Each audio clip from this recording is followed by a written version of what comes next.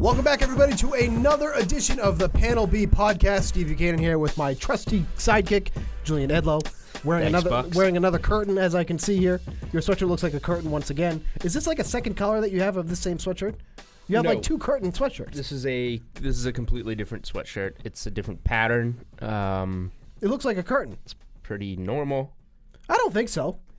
Like, where would you go and find these curtain hoodies that you have here? Well, I buy all my clothes at a place that doesn't sponsor our show, so I won't say it. All right, that's actually very fair, so we won't get into that there. TJ Maxx. If you're watching the video version, I hope you enjoy his curtain that he's wearing here. I am a company man. I'm wearing my DraftKings branded polo that is very nice and comfortable. You are. I'm pretty sure that's just painted onto your chest at this point because I haven't seen you with it off since we've been given them. Well, I'm a company man, so I want to represent the company, so that's why they gave it to us. Sure. A lot to get to in this show here. We'll have some NFL to talk about. We'll talk about some Super Bowl props. You'll talk a little bit of some NBA. Then we have a very special guest coming on later. We're going to talk WWE Royal Rumble. Very excited about that. You're not. I'll leave. That's fine. I mean, the Royal Rumble is actually a very fun thing to do with a group. I'm going to enter the pool that we're doing in the DK office that you're running, I guess. I'm going to give you my $10, and then I'm not going to watch any of it, and I'm going to see if I win. Well, hopefully you do, but you should watch it because it's actually very entertaining. And I'm not saying you have to become a WWE fan. Just watch the Royal Rumble. You don't got much. I did watch some WWE last night when Kansas players were smashing chairs over Kansas State players. Is that true? There was a huge fight in college basketball. Oh, I didn't know about that. Yeah. Big suspensions coming. This. I mean, you got to watch it on Twitter, but basically Kansas blew out Kansas State, and then Kansas State players started fighting after the game, and there's a Kansas player legitimately was about to smash a chair over somebody until it got stopped. Oh, that's wild. It was maybe worse than Myles Garrett if it had happened, but it didn't actually wind up happening. But yeah, so you don't like college basketball, you know nothing about it, but if there's a reason for you to tune in, it's for a WWE style ending to a game. And Myles Garrett was at UFC over the weekend. He had a partner with him, but we weren't sure who that was because they didn't even mention who it was. But he's with Baker Mayfield. I just thought that was very entertaining that they were showing Myles Garrett, but they made They didn't even mention Baker Mayfield, who was right next to him in a ridiculous outfit as usual. I didn't know any of this. I just put my Conor McGregor bet in and saw my balance go up. And pretty impressive, too, because I'm not going to get too much into it, but he had a long layoff there, came out fire, and looked good in his return there. So that's our MMA analysis. 40-second knockout. That sounds good to me. That's my UFC analysis. Let's talk about football a little bit here. Packers.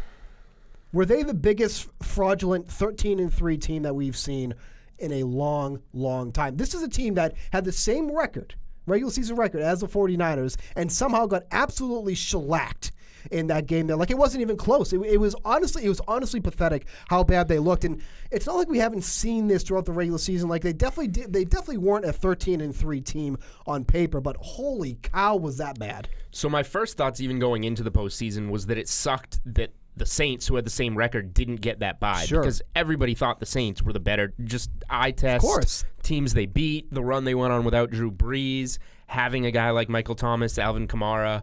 The Saints are a better team than the Packers. And the Packers kind of got some cheap wins. I know the refs handed them that win over the Lions early in the season.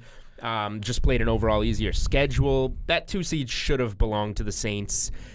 And then they don't have to deal maybe with the Vikings, although maybe it depends how the bracket shakes out. But whatever. They get a fresh home game after a bye, and they absolutely would be favored and probably win it. And then we get New Orleans at San Francisco for that game, and it's completely different.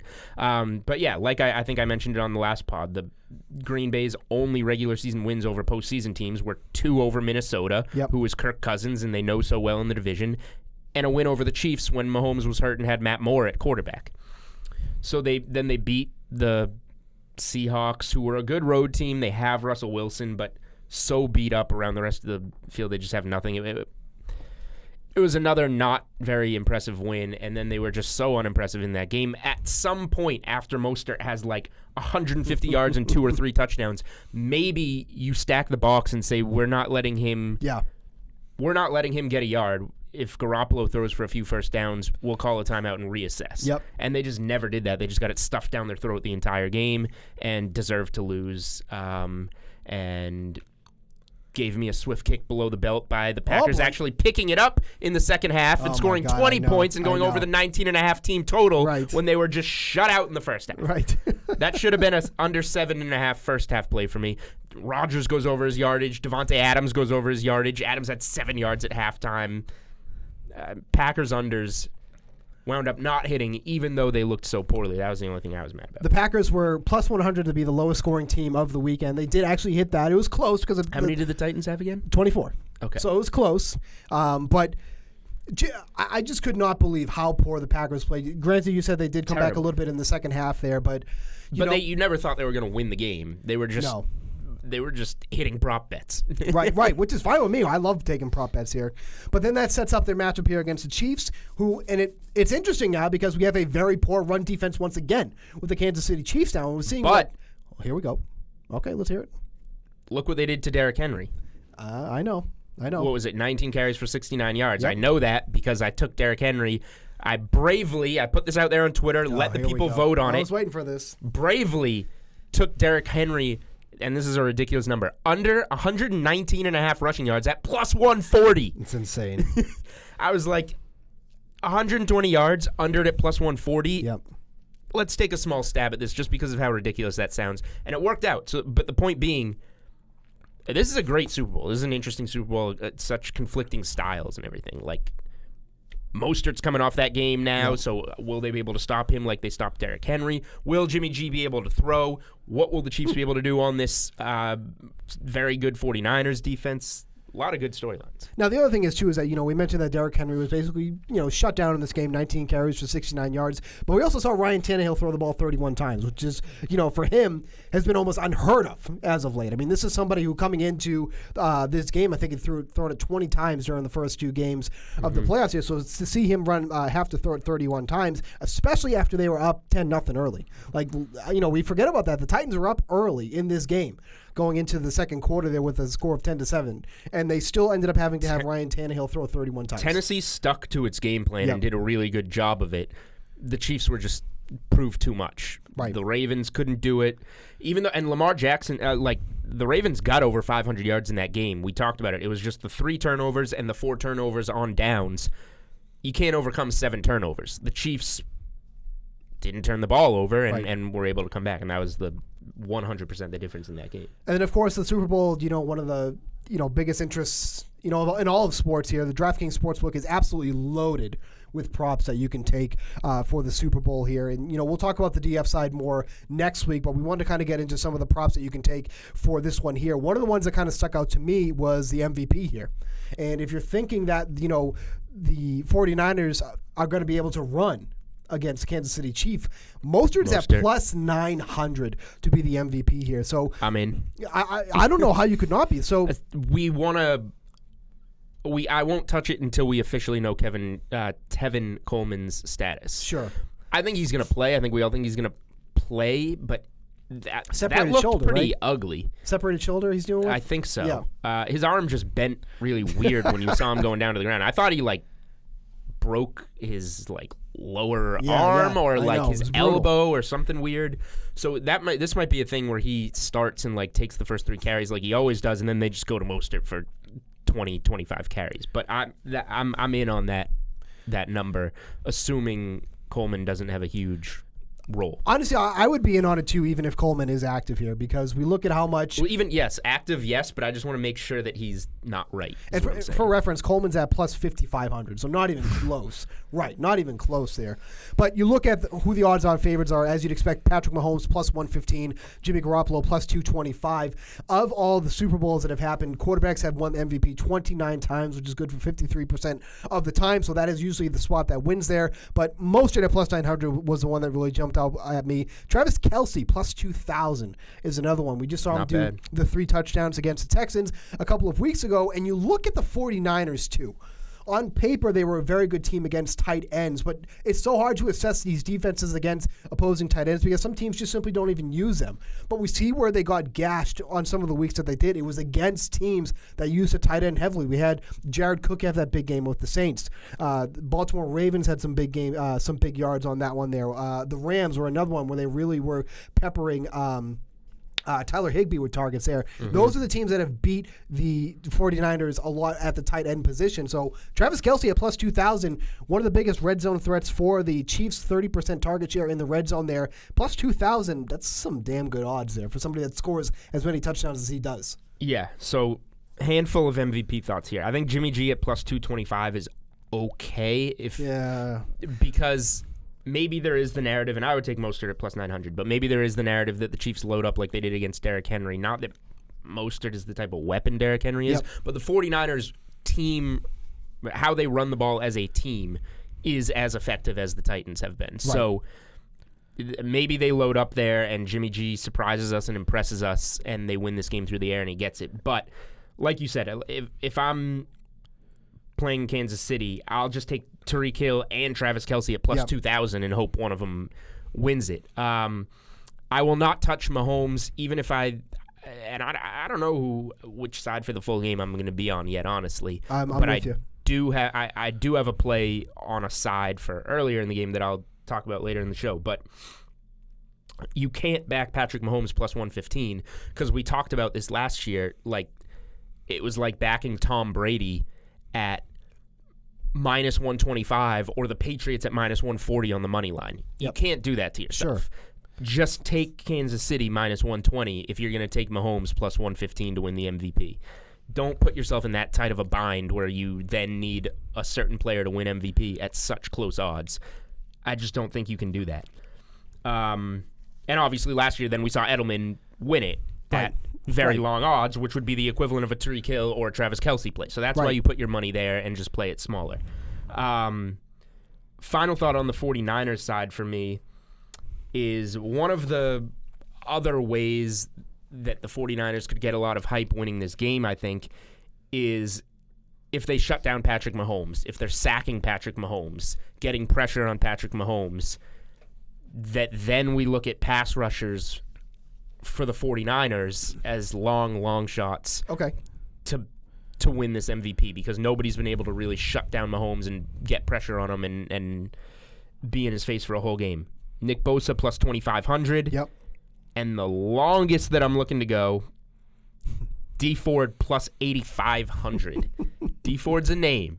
Yep. That's a $10 bet for $850 right there if you want it. Take my lunch money for tomorrow. I'll pack lunch, and we'll see if D Ford wins Super Bowl MVP. No, at the end of the day, some really good odds here on some big names here. Like, when are you ever going to get Travis Kelce to basically just do one game? One game. We need one good game for him, plus 2,000. Like, that's absolutely insane there. So that's one that I was looking at, too, as well. Was there anything else you kind of looking at? I know you kind of alluded to something during your little spiel there. Yeah, you want to jump into keep going? Okay, let's do it. Here's how I feel about this game. I don't know how I'm going to bet it. I don't know if, because of this prop I'm making, I don't know if I'm even going to bet the full game prior to the game. I might have to do it live. Oh, okay. So what I'm going to bet is 49ers first quarter money line at minus 107. That pushes on a tie. You can take the 49ers plus half a point at minus 167, but I'll push on the tie. I'll take the minus 107 on the win. So here's my analysis here. Number one, we know how Kansas City has looked coming out of the gate. Sure. They lost the first quarter 21-0 to Houston. Yep. They lost the first quarter 10-7 to Tennessee, and then went into a 24-0 hole and went into a 17-7 hole in those games respectively. And that's at home against much worse competition. Right. I think that's not even really debatable, that Houston and Tennessee are lesser competition than the 49ers. So Kansas City just hasn't been ready. Andy Reid has not been getting his team ready to come out of the gates. They've been winning on talent, on Mahomes, on these comebacks. And then on the flip side, the 49ers have the exact way that, Derrick Henry and the Titans got the lead. They're going to run the ball, stuff it down your throat, try and kill the clock, get a touchdown in the first quarter, maybe win that first quarter 7-0. Here's my favorite part of this bet. I think we can very safely project San Francisco to start the game with the ball. We just saw the 49ers win the coin toss in the NFC Championship game and take the ball against the Packers. Okay. They also started with the ball against Minnesota and scored the first touchdown of the game, although that was 7-7 after the first quarter. The Chiefs have been deferring and kicking off and letting Mahomes start the second half with the ball, and that's how they've been making these comebacks. So I think no matter which way the coin toss goes, unless Andy Reid says we've been getting off to these horrible starts, I want the ball, change the narrative, get out to a lead, I think the 49ers are going to start the game with the ball, which is a huge advantage at a minus 107 first quarter money line bet in a 15-minute game to be starting with the ball. That is like some Inception level analysis that you just gave there. Like I'm actually blown away right now. A good handicapper, Bucks. I'm sure you're a good handicapper. You just never bring it to the show because you're never prepared. So I'm actually glad to see that knowledge is actually there in that head, and you brought it to the show. Like, this is our show, people. This is what people here come here for. I'm very impressed. And I don't know who I think is going to win the game, so this is why I'm saying after the 49ers win the first quarter 7-0, maybe I take the Chiefs live. Maybe San Francisco looks like they're going to hang on. I think it could be a good time to take, if the Chiefs reach like +4, +4.5 if they go down a touchdown or something, then you just take that, ride that out for the game. And I think it's people don't stress about it enough how crucial and how profitable it can be to make these live bets. Mm-hmm. Like, we talked about it. We talked about it a bit last week when the Chiefs were down by 3 scores against the Texans, and you can get them at plus money on the money line to win. I forget what the odds were offhand, but it's crazy to think that you can get these teams live in game if things don't go out as you expect, but you think the Chiefs are still going to win. That's the opportunity to take them there in those kind of spots. If you want to just grind out small profits and not even think about who's going to win, most football games, you can get both teams at plus money at one point in the game. Sure. Like, if you just want to turn your brain off and take the underdog plus money before the game, and if they go down, take the other team plus money, like, you can do stuff like that. Because, we did that when the Patriots were playing the Redskins, and they went down and scored quick, and we were like, all right, boom, time to hit right them. Away. Time to hit it, yep. One that I was looking at, which is, I'm always a sucker for these, but the game parlays here, you can get the Kansas City Chiefs to win and the over to hit, which I do think is a very good chance the over is going to hit there at 54 at plus 230. So you're basically, plus money here for the Chiefs to win, plus the over here. The under and Kansas City Chiefs to win is also the same at plus 230. 49ers to win and over, plus 270. Same for the under and the 49ers to win too as well. I like the Chiefs to win this game. That's kind of where I'm at right now. We'll see how the week moves on there, but plus 230 feels like a very enticing number for a game that I do expect the over to hit here. I would be surprised if the under hit here, even with the amount of times that Jimmy Garoppolo didn't pass the ball here, but you feel like this is a situation where he is going to have to pass the ball more. This is going to be, I think, a close game overall, but I don't see the 49ers being able to control the game with the run, thus not allowing Jimmy to throw. I think he's going to have to throw in this game. So Chiefs and the over at plus 230 feels really enticing. So a ton of money has come in on the over, and that's what got it up to 54. One quick thing to point out, I think DK Sportsbook will edit itself a little bit. It's still early, so it hasn't changed all this. The game parlays has it at plus 230, like you said, and it has the total at 54.5 in that parlay. If you go to game lines and just parlay Chiefs money line and over 54, you get that half point back to 54, and it's plus 235. Okay. So interesting. Just a small edit. Like, if you do it right now, don't do the game parlay. Take the game lines and put the two together. Interesting. Okay. That'll change. I don't know why it's like that right now. But just always pay attention to what you're doing. Like, if you're betting on something, look at all your options before you just throw it in.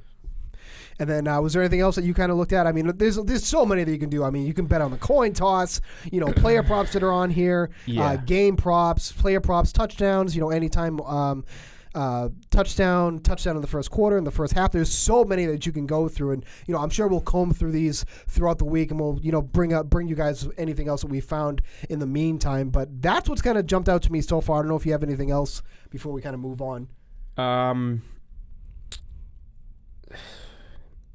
Nothing definitively jumps out at me yet. I need a little bit more time with it, but we'll have this all on Twitter. We'll have another show to do this, and next week I do know that I will have 2 articles on the DK Playbook. Oh boy, here we go. A 49ers bets and props for the Super Bowl, and another article of all Chiefs bets and props for the Super Bowl. So you get 2 of them of all my favorite bets for the Super Bowl. How did we get so blessed? I don't know. But with analysis like my San Francisco first quarter bet, our viewers are blessed to be getting this article. That was good stuff. Why can't you do that every week? Why do you have to be a coward and save all this information for your selfish reasons on Twitter? Because I'm promoting the brand. Actually, I told Jay before the show that since we don't have a sponsor... Nobody knows who Jay is. You have to tell them who Jay is. Thank you. And that wasn't meant to be insulting, Jay. I mean, I know who you are. Everybody people knows listening who have Jay no is. idea who you are. All right. Go ahead. So, I don't know. Who knows? Maybe they'll even show him up there. We're bringing our first guest in today on the hot seat, and since we don't have a sponsor yet, the Panel B hot seat is for sale. Oh, yes. To the highest bidder. For now, my Twitter account will be sponsoring the hot seat. It has purchased the seat. So it's the Panel B hot seat brought to you by @Julian Edlow, the best place on the internet for fantasy sports and sports betting. You are very selfish. I didn't even get the opportunity. No, I'm smart. I'm a businessman. I know. I pounced on the opportunity. All right. Do your NBA stuff. Let's just get this over with. Okay. So Zion is debuting tonight finally that's right. against the Spurs. So I thought that was something worth touching on. There was a lot of complaints that they flexed this into prime time for this game tonight. Well worth it. Good move. That's what I said. Yeah, good move. Everybody wants to see Zion. He's a very exciting player. But people were complaining about that. I said, why would you complain about that? What was the other game? Who knows? A bunch of dopes on Twitter that were complaining about it. But I'm not even an NBA guy. But this is a big deal for the league. Yeah. I'm just looking at the games in the same slot. What could Lakers, Knicks? Honestly, no, it's the late game. I don't even know. This is the game they should be showing. People were complaining on Twitter. That's all. Okay. DK Sportsbook has his points at 12.5, his rebounds at 5.5. We know he's not going to play 30 minutes, but he's supposed to be unrestricted in this game is the term. Okay. But they said closer to 20 minutes. Points, who knows, but he shot 70% in the preseason, so that's a good start. I think the rebounds, just with his motor, 5.5 rebounds seems low. He's a great rebounder. Yeah. He's a great leaper. He's lighter. He's going to be amped up for his debut, which maybe the shots don't go in, but he's going to be there in the paint trying to make an impact. I think over 5.5 rebounds is a great bet for Zion. In the NBA. The other thing to pay attention to tonight is if the Clippers will be without Kawhi Leonard and Paul George in Atlanta on the second night of a back-to-back. The Hawks stink, but at +4, +5, if Beverly, Kawhi, and Paul George are all out, maybe you take a stab at the Hawks. For DFS purposes, you can just put Landry Shamet and Lou Williams right into your lineups and you're all set. And I'm just in a good mood today, so I'll give you guys a college basketball winner. Oh, great. Memphis -3.5 at Tulsa. No reason? Just the reason is to put money in people's accounts. Oh. Well, this is a good time to remind everybody, the odds and lines are subject to change. See website for actual odds. If you or someone you know has a gambling problem and wants help, call 1-800-GAMBLER. Very quickly, before we have our guests come in, need your thoughts on the NFL draft. I don't even know what to call this abomination of putting the stage in the Bellagio fountains. It's not an abomination. It's sick, dude. This is an absolute disaster waiting to happen. So they're going to put the draft stage in the Bellagio fountains. So you know how big the Bellagio fountains are, and all the crazy things that they do. So they're going to put the stage in the fountains, and then when a player gets drafted, they're going to take a boat ride to the stage. Well, when Joe Burrow, 2 things are going to happen. 3 things actually. Okay. A, the boat's going to break down at some point. B, there's going to be that one sucker who's at the boat loading dock that ends up falling from the first round to the third or fourth round. So you're just going to be sitting there waiting for his name to be called if it doesn't happen. Mm-hmm. And 3. A, B, and 3. Yep. And 3, somebody's going to get pushed in. Somebody's going to get pushed in or jump in just to celebrate. And D, will there be other methods of transportation? Will somebody jet ski to the stage when they get drafted? Joe Burrow, most likely, who is now -10,000 on DK Sportsbook to be the number 1 overall pick. Joe Burrow will most likely just walk across water to get there. That seems like the most likely outcome. I'll probably be betting on that. But yeah, there will be all types of props. Will a player jump in? You're going to bet on him being the number 1? No. I'm going to bet on him to walk across water to the stage. Okay. Oh, that's fine. Will a player get pushed in? Will a player jump in? Will there be alternate methods of transportation to the stage? There'll probably be some cool props. But part of the draft, the excitement is the reaction from the crowd. And the crowd is going to be across an enormous So then they're going to be like, you won't even be able to hear them. Like, that's part of the excitement when somebody gets drafted. It's going to be interesting to see how it works out. Is interesting the right word? Weird, odd, stupid? I don't know if it is going to be stupid. I think it's going to be kind of cool. Like, okay, so when you first saw the concept drawing, what was your first reaction, like knee-jerk reaction? You liked it or you didn't like it? It's like, that's new. That's not what I was hoping for. I saw that. It's a floating stage in the middle of a fountain. I saw that and I said, how stupid. How stupid. Like, it's a different concept. I get it. Like, that's what you're trying to do. You're trying to be cool and hip and all this stuff, but like, why? Well, who came up with the idea that we got to be in the Bellagio fountains? This is where we got to do the draft. Like, Goodell's I'm not opposed to it. I think it's going to be okay, and I think it's going to be new, and I think it's the NFL draft, so who cares? I guess you're right. Of course, I'm sure we'll have coverage too here at DraftKings, so I guess we care. Well, we did it last year. It's not like we're going to be writing up DK Live blurbs from the middle of the fountain. You never know. I mean, things have gone pretty wild. We are the official partner of the NFL. I'm open to that assignment if handed to me. Me too.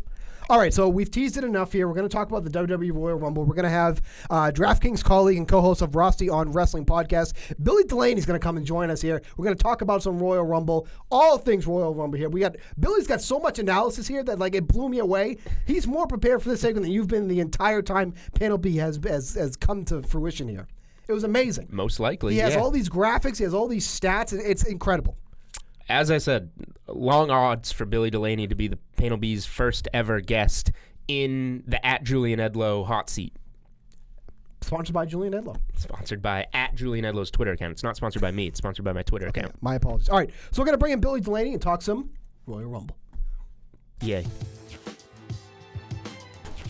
And oh my God, ladies and gentlemen, here he comes, the first guest of the Panel B podcast. It's Billy Delaney. And my God, he looks pissed. Oh my goodness gracious. He has entered the Panel B podcast studio, the first guest we have ever had. Billy. Gentlemen, sir, how's it going? It is wonderful to have you here, sir. Great to have you here, Billy.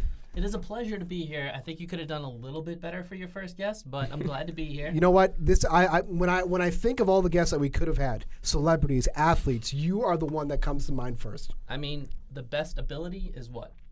Availability. Or, if I may, availability. Oh, okay. Yeah. I want a plus 3,000 bet on Billy being the first guest. Oh, really? All right, nice. See, so everything works out well. So we're going to talk about the Royal Rumble here. Oh, yeah, the best event of the year. Right, Julian? I'm gonna get working on the NBA cheat sheet over here, and if you guys need me, let me know. We are going to take you on a magical ride through the World Wrestling Federation, okay?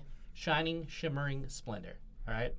Why can't you be I didn't even know you were talking to me. I thought you were addressing our listeners and viewers. Come along on this ride. It is the best I'll event be of the here. year. I'm talking about Christmas. I'm talking about birthdays. I'm talking about Super Bowl. This is my everything. If you're a wrestling fan, this is the Super Bowl. This is the one you want to be. I'm listening. Look how excited Julian is. I just can't wait to win our pool and not even watch the event. That's usually how it goes. It is usually like how it the goes. Secretary winning the March Madness pool, but Bukes, do you want to lead us here? Yeah, so on DraftKings, if you go to the DraftKings website, they do have a WWE Royal Rumble Challenge. You can win up to $5,000 in prizes here. Basically, all you're doing here is selecting superstars and then tracking the results here of what's going to happen in the Royal Rumble. So kind of like a prediction here, what you think is going to happen here. But you have come loaded with a ton of stats here to go over to make sure you pick some of the right men and women, because there's two different matches. Separate but equal, that's how they do it. Right. But the women are given just as much credit as the men. They're not hidden from the Reds here or anything. They could main event this. They've main evented many things in the past. And the best thing about the WWE, it's kind of predictable. It's scripted. And there's a lot of tentpole events in the Royal Rumble that this is built around, like who's coming out first, 30th, Iron Man, eliminations, quickest. And you can usually kind of predict who those people are even before it starts. So getting into that, what you're talking about, so we do know who the number one entrant is for the men's Royal Rumble, so why don't we get into that there? Brock Lesnar is a must because he's number one, and he's going to be in there the whole time. Hopefully, Cain Velasquez comes out too, tosses him right out, but if not, Brock's going to be in there for a long time, so he could also be the longest in there. He could have the most eliminations in there. He could win the damn thing. So he's like the bingo square here. You have to have him in your lineup. He's a must roster, as they would say. And then number 30. Do we know who the 30th entrant is so far for either of these rumbles? No, we don't. But for 30, I am thinking of a big surprise that they always build the anticipation. Okay. There's 23 announced people right now. Okay. And it will not be one of those 23 announced people. Okay. My guess is I would like to see Adam Cole, Bay from NXT. Okay, all right. He's the champion there, but who knows what's going to happen. And then the Velveteen Dream, who's my personal favorite in all of wrestling. This guy is amazing. He's like Goldust, very flamboyant, charismatic guy. He would be great to come out at 30. And then there's rumors of the Rated R superstar, Edge, coming back. Yeah, so they have been Did rumors. you hear about that, Julian? Edge? Yes. Did you know that Edge is making a return, possibly for WrestleMania? I know Edge Rusher, D Ford plus 8,500. That was one of the guys I was considering for Super Bowl MVP. Okay, you work on your cheat sheet. So obviously the rumor's been going around that Edge is trying to make a comeback. He retired years and years ago because of a neck injury. They put him out. Basically said if he took another hard fall or bump, he would be. It could be it. Could be in a wheelchair for the rest of his life. But he's been cleared for action, and that's been the big rumor going around that he could be making a return. People have thrown out the fact that they just did this to kind of throw off the scent that CM Punk could be 30th. Okay. I don't think he will be. He's kind of a dink. He was talking big stuff last night about how, certain people should do certain things in the Royal Rumble. I would love it if he came out because as much of a dink as he is, he's one of the greatest to ever do it. But I don't think he will come out. You will hear CM Punk chants throughout the night. Of course. He won't do it. Now, if we want to go to the women's number one, Yep. I'm going to plant my flag in the ground. Is that the statement? Yeah. On It's close enough, even if it's not. Bianca Belair. Now, the women don't have really anybody announced. Like Only the men, 3, right? 3 or 4. Yeah. Charlotte Flair is one of them. She's going to be, I would say, is your other centerpiece square. Yeah. You got to get her. But I'm going to say Bianca Belair is going to be number 1 for the women. She's from NXT. She's a superstar. She's one of the strongest people. So she could get in there, and then she could eliminate a lot of people. She's got all the lifting records. She's got hair down to her ankles that she uses is wild. like a whip. It's just wild. So it'll be fun to watch. It's true. You should. I'm telling you, you're missing out on some good entertainment. I didn't think it was a joke. It's funny. She's absolutely gorgeous. I was wondering how, when he did the hair down to here, how that was going to be involved in she whips making people. her better. But Yeah, it's she a whip. whips people. Got it. She uses it as a weapon. Yep. And then for the women's 30, this is really interesting. The women's, I think, is going to be the better Royal Rumble. I hope it main events because there's a lot more surprises. There's only going to be 7 actual surprises for the men. For the women, I'm thinking either Io Shirai, who's incredible in NXT, then Nia Jax, who's coming back from injury. So if she came back, it would be a bit of a shocker. And then Kairi Sane, who's tag team partners with Asuka. She's got a great gimmick. The WrestleMania, and if you win the Royal Rumble, this is the other thing. You usually go on to main event WrestleMania, or you get to pick a champion to face at WrestleMania. Kairi Singh is a pirate. I think it's in Orlando. It's in Florida.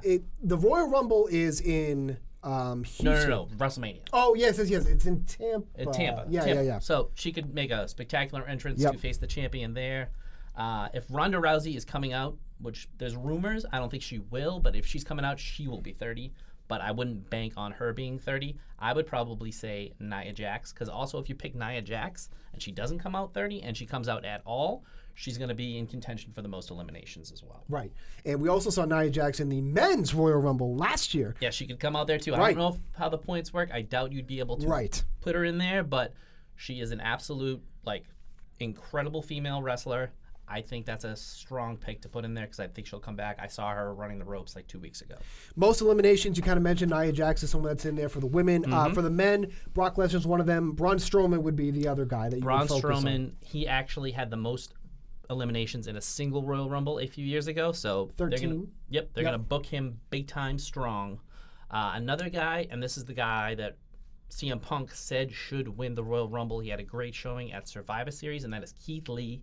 This guy is built like a lineman. He's 360, 6'2". He does moonsaults. He's incredible. WWE really likes this guy, and he might be the guy to push in this Royal Rumble and really show off it at a big level.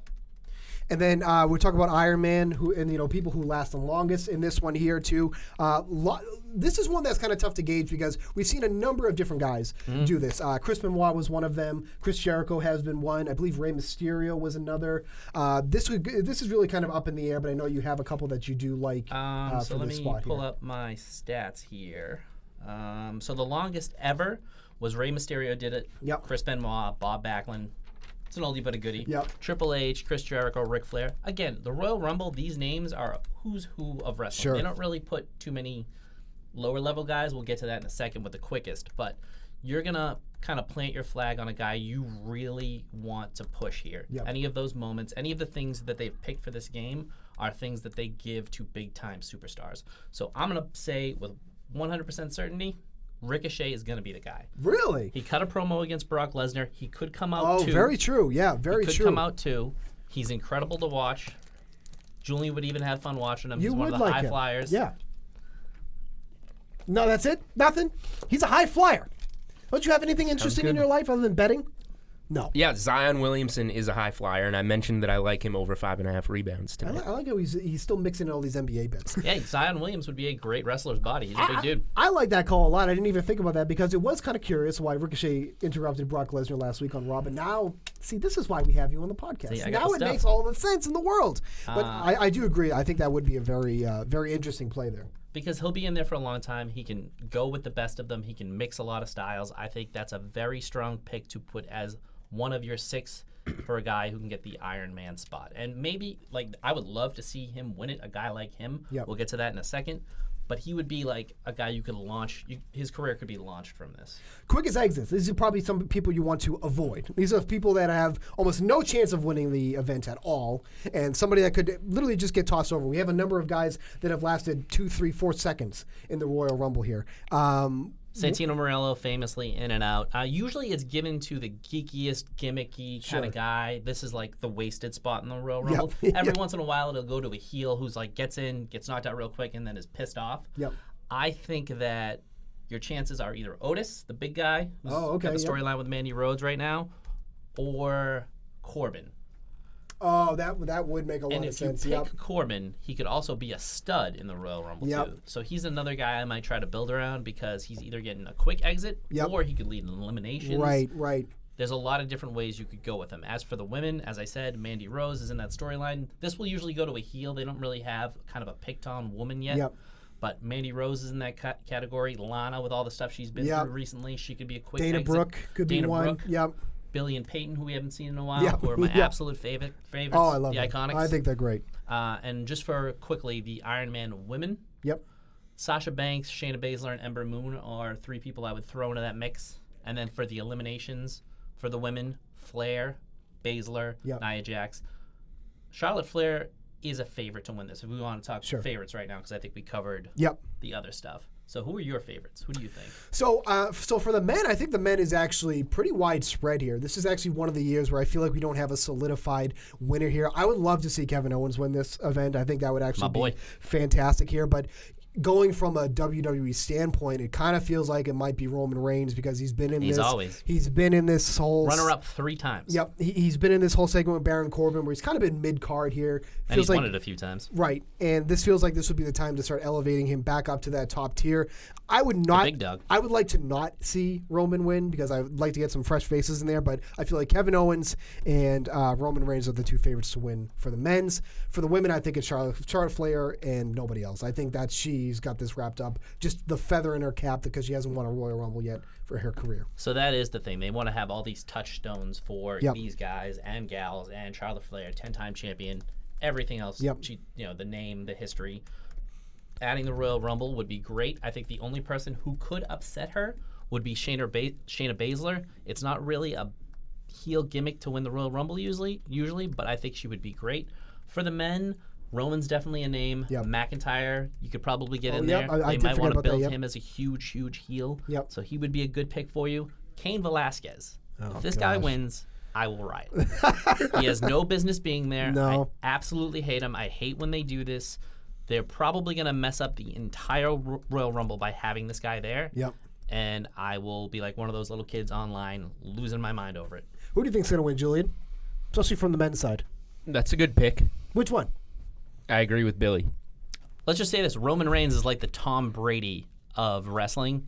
Wins a lot, forced down your throat. People hate him when he comes out. So, you a Tom Brady guy? I'm a Tom Brady guy. Looked pretty bad this year. So maybe that means that Roman Reigns is not going to win if we're putting them on the same Dynamite trajectory. So thank you for your analysis. my analysis is that if Roman Reigns is the Tom Brady of this event, then it's time to start a little downward trend here. My dark horses would be Owens, Lesnar, and then I would love it if, like my surprise picks, Adam Cole and Keith Lee. No, I think those are all viable. I would love to see an Isn't NXT this all guy. scripted? It is scripted. You said that earlier. But what they do is they try to make it feel real, and they give storylines throughout it that make it happen. Like people later in the Rumble typically win. I'm just surprised that people don't. All right, here I have a real take. All right, here we go. Here we go. I'm surprised that people don't find out who's going to win somehow and bet on that. But people on the inside, I'm sure, do know who's going to win. So I feel like taking a betting stance on this, you watch the market right before WrestleMania it's happened before. starts, and you see where the money goes, and somebody becomes an obvious favorite. Bet there because that's what's gonna hit. So Randy Orton, about 2 or 3 years ago, when he won the Rumble, he was not even in consideration. He was like, in none of the numbers. And then all of a sudden, about 6 hours before the Rumble hit, he jumped to the favorite. Guess what? He won. So right now, the favorites are Roman, McIntyre, and Cain Velasquez. But they do that to kind of shift the money. I mean, it doesn't even matter who's favored. It just matters what their odds are, and seeing who makes the jump really is where you put your money. Maybe I'll do that. But every once in a while, they do surprise you just for the sake of surprise. And that's what I'm hoping happens here. Which, and I know we're up against it here. Surprises? What did you have for surprises? Okay, so surprise entrance. Let me just pull that up real quick. I know John Cena, he's pickable. A lot of the guys that I thought would be surprises aren't pickable on the thing. He is one of the ones that's pickable, so he could be there. We already mentioned Edge and Adam Cole and Keith Lee. Cain Velasquez, he's not really been talked about, but he's going to be there. Finn Balor would be great. He could be a possible 30 coming out as the Demon. The bro Matt Riddle, who I absolutely love. Yep. And then the don't get your hopes up category of CM Punk, because I just don't think it's going to happen.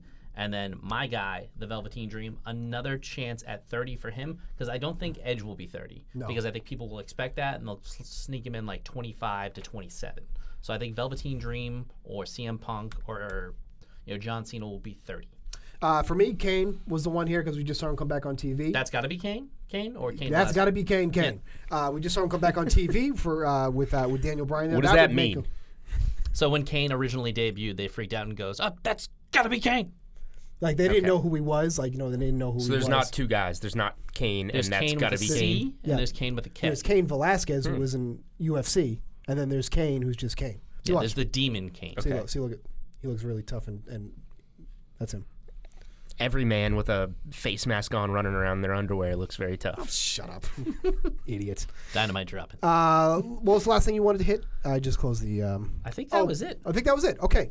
So, first and foremost, thank you for coming on the Panel B podcast. Absolute pleasure. You were the perfect first guest that we've ever had, and I hope that we can do this again for WrestleMania. Out of all the guests you've had so far, you are number one. Yeah, power rankings. Quite frankly, I think you will stay at number one. Even if we got somebody like Andrew Kafshner on, I think you would still remain the number one guest that we had. And I'm in the honorary Janko seat, so I had literal big shoes to fill. We don't care about that drunk. Oh. That guy works at a wine factory or whatever the heck. Terrible follow on Twitter these days. Just talking about awful. His 2012 bold red. It's like, dude. Do you guys do the Twitter names at the end here? Like, what's your Twitter name? Well, actually, it doesn't matter what your Twitter name is. You're sitting in the at Julian Edlow hot seat right now. I am? Ooh. My Twitter account is the sponsor of our brand new guest chair. Yes. Which you debuted in today. Okay, so for Julian Edlow, for my dude Billy, I'm Steve Buchanan. Thanks for watching Panel B.